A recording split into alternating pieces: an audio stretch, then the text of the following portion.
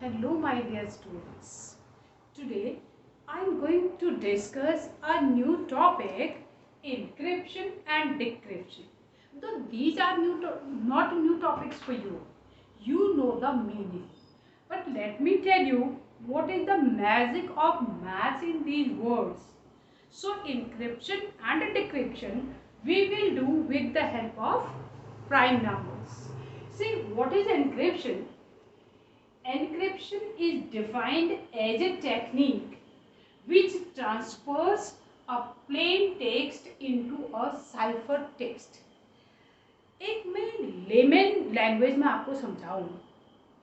See, it is a technique in which we can send a secure data from one end to another end. मतलब क्या है? Suppose हम यहाँ पर बैठे, मैंने एक डाटा, आपका सिक्योर डाटा जिसको कोई हैकर्स हैक ना कर सके, वो मेल मैंने आप तक पहुंचानी है, वो कोई फाइल मैंने आप तक पहुंचानी है. तो उसको पहुंचाने के लिए what I want to send you means what are the protocols I will be using in that is encryption. मुझे क्या करना होगा? मुझे जो भी डाटा मैंने लिखा होगा उसको मैं चेंज कर दूँगी. लाइक लैंग्वेज चेंज कर सकती हूँ या कुछ डिजिट्स में चेंज कर सकती हूँ, मैं कुछ भी चेंज कर सकती हूँ. तो दैट इज कॉल्ड इनक्रिप्शन.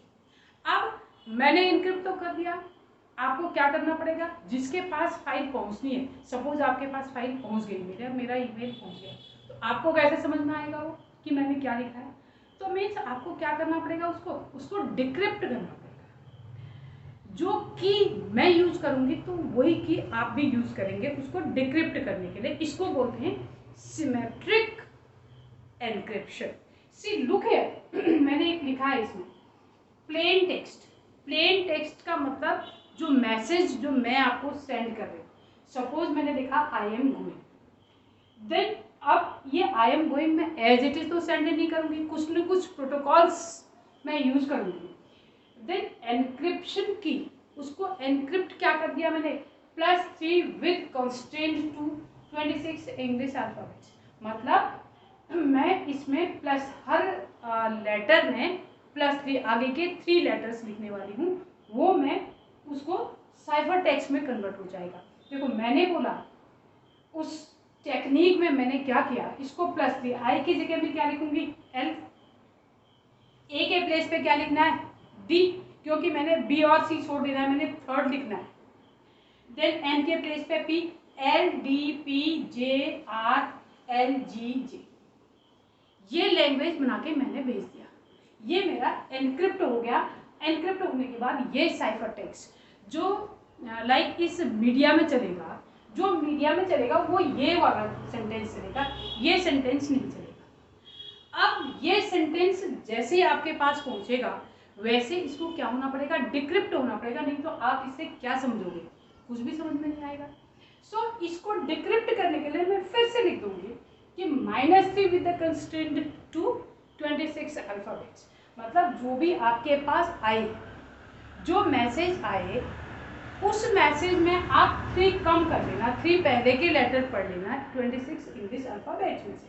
तो एल के प्लेस पर आप क्या पढ़ोगे? वहां जाके आई पढ़ोगे, डी के प्लेस पे पढ़ोगे ए, और पी के प्लेस पे पढ़ोगे एम. तो this way you will understand the sentence. This is symmetric encryption. अब मैं एक और सीधी सी लैंग्वेज और बताऊं आपको. हम क्या करते हैं, कई बार ऐसा होता है, एक जो क्लॉक होती है, क्लॉक से भी मैसेज भेजे जाते हैं. देखो क्लॉक से मैसेज कैसे भेजते हैं, वो भी एनक्रिप्शन ही होता है. सपोज ये मेरे पास क्लॉक है, ठीक है, ये क्लॉक है. कोई भी मैसेज, जैसा भी मैसेज हम चाहें, क्लॉक में ये 9:12 हम क्या लिख देते हैं? 9:12. सपोज मैंने कुछ पैसा आपको ट्रांसफर किया. अब मैंने कितना पैसा ट्रांसफर किया? सपोज आई वांट टू, देखो इसके according I want to transfer you 3 lakhs. How? 12 - 9. तो ये कि मुझे मालूम है और आपको मालूम है और किसी को मालूम नहीं है. क्योंकि क्या होता है, अगर ये कोई हैकर्स जो होते हैं बीच में मैसेज को हैक कर लेते हैं और हमारी जो इंफॉर्मेशन है वो लीक हो जाती है उन हैकर्स तक पहुंच जाती है। तो उससे बचने के लिए मैंने इस क्लॉक का सहारा लिया। क्या लिख देते हैं, अगर मैं इंस्टेड ऑफ दिस ये लिखूं, देखो 7 5 भी मैं लिख सकती हूँ, 7 12 अगर मैं लिख दूँ तो 7 12 का मतलब मैंने आपको जो भी भेजा है वो कितना भेजा है, 5 के टर्म्स में भेजा, 5 लाख रुपीज भेजा, कुछ भी भेजा है, कोई भी मैसेज हो सकता है। तो this is also one method. ये बहुत पहले से यूज होता है, यूज होता था। अब तो देखो टेक्नोलॉजी का ज़माना है, this we are not going to use. मैंने तो आपको जस्ट एक लेमन लैंग्वेज में समझाने की कोशिश की एक्चुअली ये एनक्रिप्शन है क्या। ऑलराइट, ठीक है। Let me tell you how many types of encryption और and decryption is there. Symmetric and asymmetric.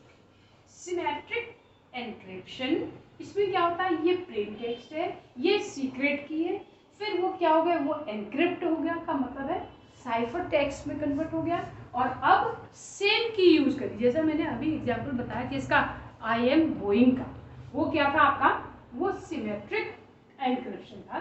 Then same की यूज करके आप उसको डिक्रिप्ट करेंगे और मैसेज को रीड कर लेंगे।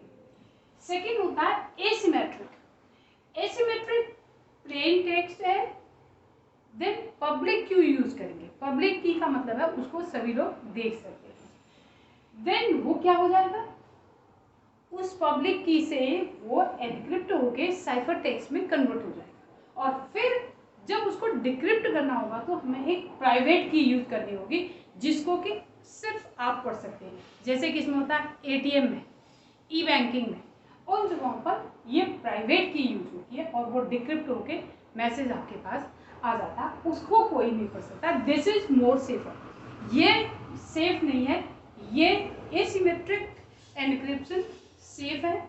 इसमें हम यूज करेंगे RSA algorithm using prime numbers. RSA algorithm for asymmetric encryption, मतलब सेफली हमारा मैसेज एनक्रिप्ट हो जाए, उसके लिए है RSA algorithm. RSA was invented in 1977 by Ron Rivers, Adi Samir and Leonardo Alderman। तो इनसे देखो ये वर्ड इनके लिए है RSA, ये 3 वर्ड्स को लिया है, इससे ये RSA, इनके नेम से ही ये RSA एल्गोरिथम। अब इसमें I have written the steps, please note down the steps. आप इन्हें नोट करेंगे। क्या लिखा हुआ है, take 2 prime numbers P and Q such that n is equal to PQ।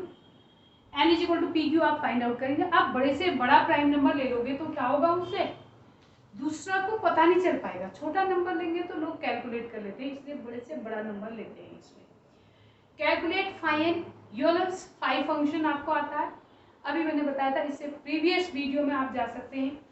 Then choose any number E, आपको क्या करना है, कोई भी नंबर E चूज करना है। Choose any number E such that E 1 से तो ग्रेटर है एंड 5n से स्मॉलर है, such that GCD of E and NH1, मतलब क्या होंगे वो, E ऐसा नंबर लेना है कि E n का भी कोप्राइम हो और 5n का भी कोप्राइम हो, ऐसा नंबर एक E लेना है। Find a secret number D। अब एक नंबर D आपको सर्च करना है, खुद ढूंढोगे क्योंकि की आपको बनानी है। Find a secret number D such that E into D is congruent to 1 modulo 5n। 1 modulo 5n congruent modulo भी आपको सिखा रखा है, आप अभी प्रीवियस वीडियो में जाकर के देख सकते हैं। उसको पहले उसको क्लियर करो। देन पब्लिक की, अब पब्लिक की तो आपकी आ गई NE और सीक्रेट की आ गई ND। देखो हम एनक्रिप्ट करेंगे, हम क्या करेंगे, उसको NE से एनक्रिप्ट करेंगे और उसके लिए जो रिसीवर होगा, रिसीवर को हम क्या दे देंगे, ND दे देंगे। एनक्रिप्शन तो हमारा बनेगा C इज कॉन्ग्रेंट टू, ये कॉन्ग्रेंट होना चाहिए, C is congruent to P to the power E mod n and P is equal to, P is congruent to होगा, P is congruent to C to the power D modulo n। ये calculation आपको आता है। P is plain text, हम plain text के क्या लिखते हैं, प्लेन टेक्स्ट के नंबर ऑफ लेटर्स लाइक 9 हो सकते हैं, 10 हो सकते हैं, 7 हो सकते हैं, कुछ भी हो सकते हैं, डिजिट्स भी हो सकती हैं, जो भी आपने सपोज किसी को कुछ मनी ट्रांसफ़र किया है तो आप ले सकते थे 1 के आगे, सपोज 5 के आगे आपने 6 जीरो लगाए हैं तो आप 7 ले सकते हैं। नंबर ऑफ डिजिट्स आप लेंगे P. Then C is for cipher text. C किसके लिए है? साइफर टेक्स्ट के लिए, जो आपके पास कन्वर्ट होकर के आ जाएगा। Now we will do a problem. See suppose for example p is equal to 3, q is equal to 11। मैंने थोड़ा छोटे प्राइम नंबर इसलिए लिए हैं so that you will understand it, और later on you will take the larger examples. p और q को आपको जितना लार्ज होगा उतना लार्ज बनाएंगे तो आपका डेटा उतना ज़्यादा सिक्योर्ड होगा। p is equal to 3, q is equal to 11, तो n is equal to p into q, that is 33।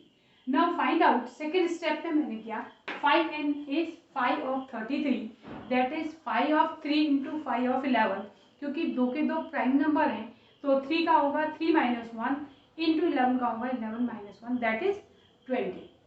Late e is equal to 7। क्यों लिया 7? क्योंकि 1 से ग्रेटर है और 33 से छोटा है। जो मैंने अभी अभी एल्गोरिथम लिखाया था उसमें e is less than n था, ग्रेटर देन 1 था, तो that's why this condition is must.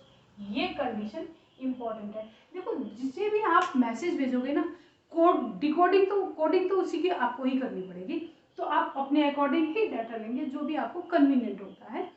Then और भी चीज इसके साथ था, GCD of E and N is 1 and GCD of E and 5n is equal to 1।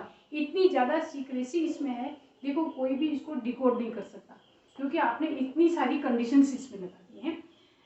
E into D, अब आपको एक D ऐसा फाइंड आउट करना है जिसे 1 कॉन्ग्रुएंट मॉडुलो 20 आ जाए। E तो 7 है, 7 into D is congruent to 1 modulo 20। बड़ा आसान है, डी आपका बहुत जल्दी आ जाएगा। कई सारी वैल्यू डी की हो सकती है, ऐसा नहीं है कि एक ही वैल्यू आएगी। देखो यहाँ पर अगर आई राइट 21, क्योंकि 20 से आप कौन सी क्वांटिटी को, सपोज आप x अपॉन 20 लिखते हैं, रिमाइंडर कितना होना चाहिए? 1 होना चाहिए, रिमाइंडर 1 होना चाहिए, तो मतलब 7 into D is congruent to 1 not 20 बोलेंगे। तो d कितना होना चाहिए? यहाँ पर d की सबसे छोटी वैल्यू होनी चाहिए क्या? 3। d का सबसे छोटा value d is equal to 3 हो गया। d इज इक्वल टू, क्योंकि 21 को अगर आप 20 से डिवाइड करोगे तो रिमाइंडर क्या आ जाएगा? 1 आ जाएगा। It means d is equal to 3। देखो अब आपके पास e भी आ गया, d भी आ गया। Then this is your public key. ये तो आपकी पब्लिक की है, क्योंकि ये 33, देखो आप किसी को भी बताएंगे कि मैंने ये चीज लिया है तो 33 और 7, तो वो गेस कर सकता है। कैसे गेस कर सकता है? आप p बताएंगे, q बताएंगे, n वो फाइंड आउट कर लेगा, एंड 5n, और इस e को वो गेस कर सकता है कि उससे छोटा कोई प्राइम नंबर होगा, किससे? n से छोटा, लेकिन वो d फाइंड नहीं कर सकता। d डिपेंड करता है आप पर, d और e जो है ये आप पे डिपेंड करते हैं, अगर ये गिवन भी है। देन प्राइवेट की हो जाएगी आपकी कौन सी? 33 एंड 3, ये आपकी प्राइवेट की हो जाएगी। तो ये आपका हो जाएगा एनक्रिप्शन, ये एनक्रिप्शन हो गया, और ये हो गया डिक्रिप्शन। जब आप भेजेंगे तो ये भेजेंगे और उसे रिसीव होगा, जो एनक्रिप्ट वहां जाकर के डिक्रिप्ट होगा उसकी की से, तो उसको ये मिलेगा। This is very important. और इसका कैलकुलेशन, ये p क्या है? p is for plain text. अब मैंने आपको बोला प्लेन टेक्स्ट के आप क्या करो, आप सपोज p में 9 कैरेक्टर है, p में क्या है? 9 कैरेक्टर्स हैं, तो आप c फाइंड आउट कर लो। c is equal to 9 to the power 7 mod 20, ये आप फाइंड आउट कर सकते हैं। इसको आप प्रीवियस वीडियो में देख सकते हैं। जो ये c आएगा, ठीक है, इसने ये किसको वेरीफाई करेगा? ये इस सेकंड इक्वेशन को खुद ही वेरीफाई कर देगा। देखो p इज इक्वल टू, अब कितना हो जाएगा? 9 इज इक्वल टू हो जाएगा, 9 is equal to c to the power 3 mod 20, ये इसको सेटिस्फाई करेगा। ठीक है, p का वैल्यू 9 ले लिया हमने, कहा मैंने सोचा सपोज मेरा जो सेंटेंस है उसमें 9 करेक्टर्स हैं, ये 9 करेक्टर हैं। डिजिट भी हो सकती है, मैं सपोज किसी को डिजिट्स में भेज रहा हूँ तो उसमें 9 डिजिट होंगी जो मैं सेंड करूँगी। तो सी आई विल कैलकुलेट, सी मुझे कैलकुलेट करना पड़ेगा। और अगर मैं ये सी टू द पावर 3 mod 20 करूँगी तो वो कितना आ जाएगा, 9 आ जाएगा, वो पी के इक्वल आएगा। इसके लिए आप मेरा पहले वाला वीडियो जरूर